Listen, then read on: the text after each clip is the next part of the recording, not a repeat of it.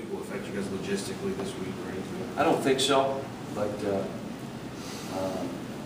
building has been, I think they played Toronto or somebody in the building. The issue becomes if the subway and the train system is not getting to Brooklyn, whew, if you're staying in the city and you're trying to get there without public transportation, I've done it before. Torture. It'll take you 2 hours, 3 hours. With public transportation, it'll take you 15 minutes, 10 minutes. So I don't know anything about any of that stuff. But the building is fine. We're staying on the Brooklyn side, so we didn't stay in the city. I just didn't want to have to deal with the traffic. Cal, did you do like the fans and get the scoring efficiency for each of the lineups the other night? And I'm wondering how that figured out. I didn't. I'm trying not to be. I don't want numbers. Sometimes numbers numb you. So I didn't do it. I just said, let me just watch the tape and see what I saw. And really, you know, what it comes down to is individual players have to improve. Here's what I told them last night. My goal as I coach is to have people watch a player play from his hometown or his family and have them say this: I cannot believe that's the same guy. Like Darius Miller, I cannot believe he got Josh Harrelson. I know they were all one and doners. Or DeAndre Liggins. I can't believe he's got DeAndre playing this way.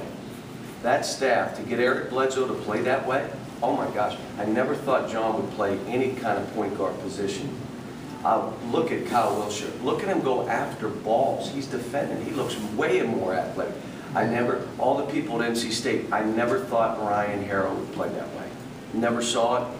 I wouldn't believe it in 1,000 years.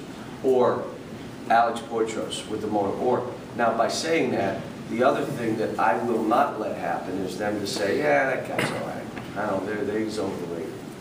And I told them, that's not acceptable to me. Now, if that means I got to drag you over coals, that means I've got to challenge you. You either make yourself uncomfortable practicing, or I'll make you uncomfortable practicing. That's what we're looking for. Because as you're dragging them, and as you're pushing them, they've got to understand why. I want people to look at you and say, wow. And not because you're going between your legs spinning and throwing a ball over your head that has no chance of going in. No. That how hard you play, how you compete, how in control you are, how efficient you are as a player, and all the garbage in your game is gone, and the stuff that matters is left. And you're a great teammate. You don't try to shoot every ball. You pass. You're unselfish. A guy that shot every ball doesn't play that way.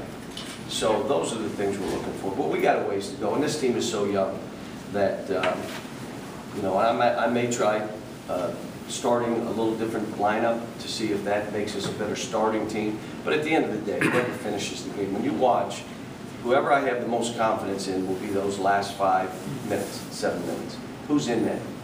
What's the rotation then? Who's he playing? Because that's when you're playing to win. Starting the game, that's ego. You know, but you want to make sure you have a lineup that starts the game good. But after that, it really doesn't matter. All right?